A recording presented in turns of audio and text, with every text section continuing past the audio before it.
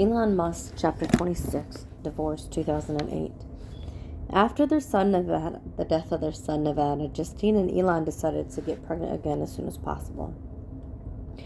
They went to an in vitro fertilization clinic, and in 2004 she gave birth to twins Griffin and Xavier.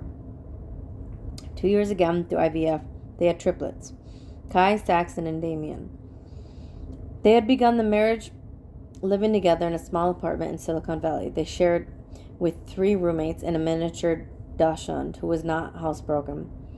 Justine recalls, and now they were living in a 6,000 square foot mansion in the Bel Air Hills section of Los Angeles with 5 quirky boys, a staff of 5 nannies and housekeepers, and a miniature dachshund who still was not housebroken. Despite their tremulous natures, there were often times when their relationship was tender. They would walk to Kepler's books near Palo Alto, arms around each other's waists, take their purchases to a cafe, and read over coffee. I get choked up talking about it, Justine says. There are moments of being just totally content. Like totally. Musk was awkward socially, but he liked to go to celebrity-studded parties and hang out until dawn. We went to black tie fundraisers and got the best tables at elite Hollywood nightclubs, with Paris Hilton and Leonardo DiCaprio partying next to us, Justine says. When Google co-founder Larry Page got married on Richard Branson's private Caribbean island, we were there, hanging out in a villa with John Cusack and watching Bono pose with swarms of adoring women. But through it all, they fought. He was addicted to storm and stress, and she was swept into the turbulence. During the worst arguments, Justine would express how much she hated him, and he would respond by saying such things as, "If you were my employee, I would fire you." Sometimes he would call her a moron and an idiot, chillingly channeling his father. When I spent some time with Errol, Justine says, I realized that's where he'd gotten the vocabulary. Kimball, who used to fight physically with his brother, found it difficult to watch him fight verbally with Justine. Elon fights in a high-intensity way, Kimball says, and Justine could go to bat as well. You watch it and you're like, holy moly, this is brutal. I ended up distancing myself for him for years because of Justine. I just could not be around it anymore. The entire unsettled lifestyle led to a downward spiral. It was basically a massive clusterfuck of disruptive things, says Justine. She felt herself being turned into a trophy wife, and she says, I sucked at it. He pushed her to dye her hair blonder, go platinum, he says, but she resisted and began retreating. I met him when he didn't have much at all, she says. The accumulation of wealth and fame changed the dynamic, as he would do with his colleagues at work. Musk could flip instantly from light to dark to light. He would hurl some insults, pause, then his face would melt into an amused grin, and he would make some oddball jokes. He's strong-willed and powerful like a bear, Justine told Esquire's Tom Junod. He can be playful and funny and rope around with you, but in the end, you're still dealing with the bear. When Musk was focused on work issue, he went into a zone, like he had back in grade school, where he was completely unresponsive. Later, when I recounted to Justine's all the calamities of SpaceX and Tesla that were hitting him in 2008, she started to cry. He didn't share these things with me, she says. I don't think it occurred to him that maybe it would have been very helpful. He was in such a combative relationship with the world, all he had to do was clue me in. The main thing she missed in him was empathy. He's a great man in a lot of ways, she says, but it's the lack of empathy that always gives me pause. During a drive one day, she tried to explain to him the concept of true empathy. He kept making it something cerebral, and he explained how, with his Asperger's, he had taught himself to be more psychologically acute. No, it has nothing to do with or thinking or analyzing or reading the other person, she said. It involves feeling. You feel the other person. He conceded that was important in relationships. but he suggested that his brain wiring was an advantage in running a high-performance company. Excuse me. The strong will and emotional distance that makes him difficult as a husband, Justine concedes, may be reasons for his success in running a business. Elon would get annoyed when Justine pushed him to try psychotherapy. She had started going to a therapist after Nevada's death and developed a deep interest in the field. It led her, she says, to the insight that Elon's rough childhood and his brain wiring allowed him to shut down emotions. Intimacy was hard. When you're from a dysfunctional background or have a brain wired like this, she says, intensity takes the place of intimacy. That's not exactly right, especially with his kids. Musk can feel strongly and be emotionally needy. He craves having someone around, even former girlfriends. But it's true that he lacks in daily intimacy. He lacks up for intensity. Justine's dissatisfaction with the marriage deepened her depression and made her angry. She went from having some highs and lows to just being angry every day, Elon says. He blamed it on Adderall, a cognitive enhancer that her psychiatrist had prescribed, and he would go around the house throwing away the pills. Justine agrees that she was both depressed and reliant on Adderall. I was diagnosed with attention deficit disorder, and Adderall was an amazing help for me, she says, but it wasn't the reason I was angry. I was angry because Elon shut me out. In the spring of 2008, amid the exploding rockets and turmoil of Tesla, Justine was in a car accident. Afterwards, she sat on the road on their bed with her knees pulled up to her chest and tears in her eyes. She told Elon that their relationship had to change. I didn't want to be a sideline player in the multi-million-dollar aspect of her husband's life, she says. I wanted to love and to be loved, the way that we had before he made all his millions. Elon agreed to enter counseling, but after a month and 3 sessions, the marriage broke up. Justine's version is that Elon gave her an ultimatum. Either she accept the marriage for what it was or he would file for divorce. His version is that she had repeatedly said she wanted to get divorced, and he finally said, I'm willing to stay married, but you have to promise not to be mean to me all the time. When Justine made it clear that the current situation was unacceptable to her, he filed for divorce. I felt numb, she recalls, but strangely relieved. Chapter 27. Tallulah, 2008. In July 2008, after breaking up with Justine, Musk was scheduled to give a speech at the Royal Aeronautical Society in London. It was not a propitious time to be talking about rockets. 2 of his had blown up, and the 3rd attempt was supposed to launch in 3 weeks. Tesla's cludgy production chain was sucking up cash, and the early signs of a global economic meltdown were making new financing difficult. Plus, his divorce wranglings with Justine threatened his ability to control his Tesla stock. Nevertheless, he went. In his speech, he argued that commercial space ventures such as SpaceX were more innovative than governmental programs and were necessary if humans wanted to colonize other planets. He then went to visit CEO of Aston Martin, who dumped all over the electric car movement and dismissed worries about climate change. The next day, Musk awoke with stomach pains, which was not unusual. He can pretend to like stress, but his stomach can't. He was traveling with his friend Bill Lee, a successful entrepreneur who took him to a clinic. When the doctor determined he did not have appendicitis or anything worse, Lee insisted that they go out, let off some steam, and he called a friend, Nick House, who owned the hot nightclub Whiskey Musk. I was trying to snap Elon out of his mood, Lee says. Musk kept trying to leave, but House convinced him to come to a VIP room in the basement. A few moments later, an actress wearing an eye-catching evening gown walked in. Tallulah Riley, then 22, grew up in a picture book English village of Hertfordshire, and by the time she met Musk, had distinguished herself in a small but well-played roles, most notably as the tone-deaf middle Bennet sister, Mary, an adaptation of Jane Austen's Pride and Prejudice. Tall and beautiful, with long flowing hair and a sharp mind and personality, she was very much Musk's type. Introduced by Nick House and another friend, James Fabricant, she ended up sitting with Musk.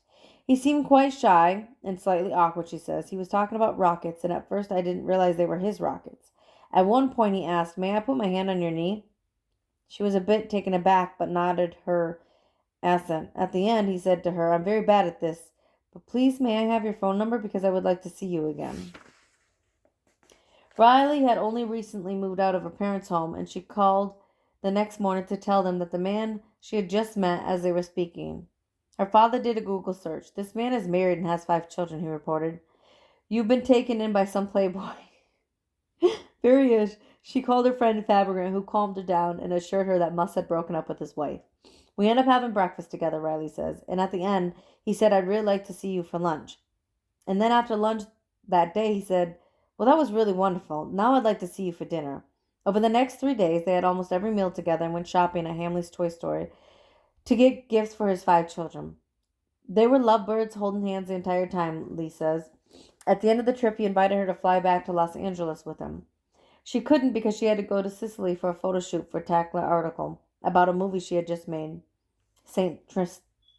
Trinines. But from there, she flew to Los Angeles. Rather than moving in with Musk she believed was improper, she took a room for a week at the Peninsula Hotel. At the end of the visit, he proposed.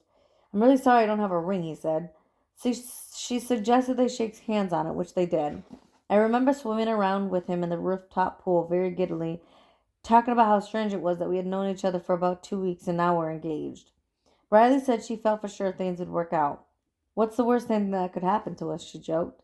Musk, suddenly in earnest mode, replied, "One of us could die." Somehow in the moment she found that very romantic. When her parents flew from London to meet Musk a few weeks later, he asked her father if he could marry her. "I know my daughter very well and I trust her judgment, so off you go," he replied. May flew to Los Angeles and for once approved of one of her son's partners. She was an absolute delight, funny and loving and successful, she says. And her parents were so nice. A really good English couple. But on the advice of his brother Kimball, he decided, and Tallulah concurred, that they should wait a couple of years before getting married. Chapter 28, Strike 3. Kauai, August 3rd, 2008. After 2 failed launches from the remote atoll of Kauai, the third attempt of the Falcon 1 rocket would make or break SpaceX, or at least that's what everyone, including Musk, thought.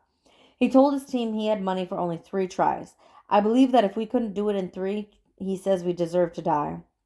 For the second flight, SpaceX had not put a real satellite on top of the rocket because it did not want to lose a valuable payload if it crashed. But for this third attempt, Musk was all in, gambling on success.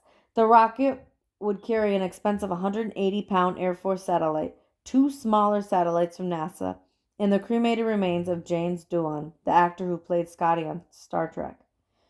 The liftoff went beautifully. In the control room in Los Angeles, where Musk was watching, erupted in cheers as the rocket ascended. After 2 minutes and 20 seconds, the upper stage detached from the booster as scheduled. The payload seemed to be headed for an orbit. "Third time a charm," one engineer shouted. Then, once again, there was a gasp from Mueller, seated in his usual spot next to Musk. 1 second after the booster started to ascend back to Earth, as it was supposed to do, it spurted out briefly and bumped into the second stage.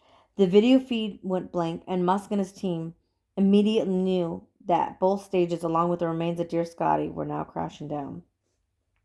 The problem was that they had redesigned the cooling system for the Merlin engine, and that caused it to have a little bit of thrust even after it shut down. Mueller's team had tested the new system on the ground, and it worked fine under sea level conditions. But in the vacuum of space, the tiny spurt of the residual fuel barn nudged the booster up a foot or so. Musk had run out of money. Tesla was hemorrhaging cash, and SpaceX had crashed 3 rockets in a row. But he was not ready to give up. Instead, he would go for broke, literally. "SpaceX will not skip a beat in execution going forward," he announced a few hours after the failure. "There should be absolutely zero question that SpaceX will prevail in reaching orbit. I will never give up, and I mean never." In the SpaceX conference room the next day, Musk got on a conference call with Goinsman Booza, and the launch team on Kauai. They went over the data and figured out ways to allow more separation time so the bump would not happen again. Musk was in sober mood. It was the shittiest period of my life, given that what was happening with my marriage, SpaceX, and Tesla, he says. I didn't even have a house. Justine had it. The team worried that he would, as he often did, try to single out people to blame. They prepared for a cold eruption.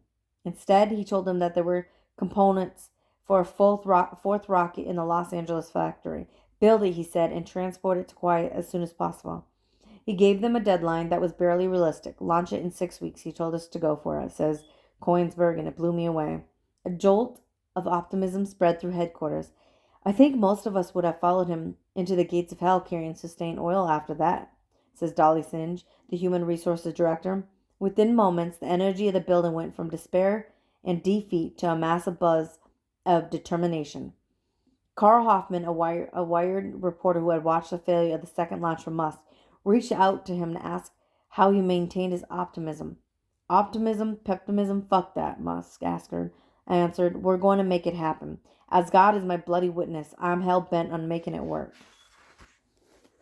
Chapter 29, On the Brink, Tesla and SpaceX, 2008. On February 1st, 2008, an email went out to employees as Tesla headquarters, PI arriving now, and announcing P1 was the code name for the first Roadster to make it through the production process. Musk spoke briefly and then took the Roadster on a victory lap around Palo Alto. This rollout of a few vehicles, which had all been fitted by hand, was only a small triumph. Many car companies long bankrupt had done similar things. The next challenge was to have a manufacture process that could churn out the cars profitably. In the past century, only one American car company, Ford, had managed to do that without going through bankruptcy. At that moment, it was unclear that Tesla would become the second a supreme mortgage meltdown had begun, which would lead to the most severe global recession since the Great Depression. Tesla's supply chain was unwieldy, and the company was running out of money. In addition, SpaceX had yet to get a rocket in orbit. Even though I now had a Roadster, Musk says, it was the beginning of the most painful year of my life. Musk often skated close to the edge of legality. He kept Tesla afloat through the first half of 2008 by dipping into the deposits made by customers for Roadsters that had not yet been built. Some Tesla executives and board members felt that the deposit should have been kept in escrow rather than tapped for operating expense. But Musk insisted, we either do this or we die. As the situation got more desperate in the fall of 2008, Musk pleaded for money from friends and family to meet Tesla's payroll. Kimball had lost most of his money in the recession, and like his brother, was close to bankruptcy. He had been clinging to $375,000 in Apple stock, which he said he needed to cover loans he had taken from his bank. I need you to put it into Tesla, Elon said. Kimball, ever supportive, sold the stock and did as Elon asked. He got an angry call from his banker at Colorado Capital, warning that he was destroying his credit. Sorry, but I have to do it, Kimball reported. When the banker called a few weeks later, Kimball braced for an argument. But the banker cut him short with the news that Colorado Capital itself had just gone under. That's how bad 2008 was, Kimball says. Musk's friend Bill Lee invested $2 million. Sergey Brin of Google invested $500,000, and even regular Tesla employees wrote checks. Musk borrowed personally to cover his expenses, which included $170,000 per month for his own divorce lawyers, and as California law requires of the wealthier spouse, those of Justine. God bless Jeff Skoll, who gave Elon money to see him through. Tallulah says Musk's friend, who was the first president of eBay, Antonio Gracias, also stepped up, loaning him $1 million. Even Tallulah's parents offered to help. I was very upset and called Mommy and Daddy, and they said they would remortgage their house and try to help, she recalls. That offer Musk declined. Your parents shouldn't lose their house just because I put in everything I had, he told her. Tallulah watched in horror as night after night Musk had mumbling conversations with himself, sometimes flailing his arms and screaming. I kept thinking he was going to have a heart attack, she says. He was having night terrors and just screaming in his sleep and clawing at me. It was horrendous. I was really scared and he was just desperate. Sometimes he would go to the bathroom and start vomiting. I would go to his gut. He would go to his gut and he would be screaming and wrenching, she says. I would stand by the toilet and hold his head. Musk's tolerance for stress is high, but 2008 almost pushed him past his limits. I was working every day, all night, and all day and night. In a situation that required me to pull a rabbit out of the hat. Now do it again. Now do it again, she says. He gained a lot of weight and then suddenly lost it all and more. His posture became hunched and his toes stayed stiff when he walked, but he became energized and hyper-focused. The threat of the handyman's noose concentrated his mind. There was one decision that everyone around Musk thought he should have to make. As 2008 careened toward a close, it seemed that he would have to choose between SpaceX and Tesla. If he focused his dwindling resources on one, he could be pretty sure it would survive. If he had tried to split his resources, neither might. One day, his high-spirited soulmate, Mark Janusko, walked into his cubicle at SpaceX. Dude, why don't you fucking just give up on one of those two things, he asked. If SpaceX speaks to your heart, throw Tesla away. No, Musk said. That would be another notch in the signpost of electric cars don't work, and we'll never get to sustainable energy. Nor could he abandon SpaceX. We might never be a multi-planetary species. The more people pressured him to choose, the more he resisted. For me, emotionally, this was like you got two kids and you're running out of food, he says. You can give half to each kid, in which case they both die, or give all the food to one kid and increase the chance that at least one kid survives. I couldn't bring myself to decide one was going to die, so I decided I had to give my all to save both.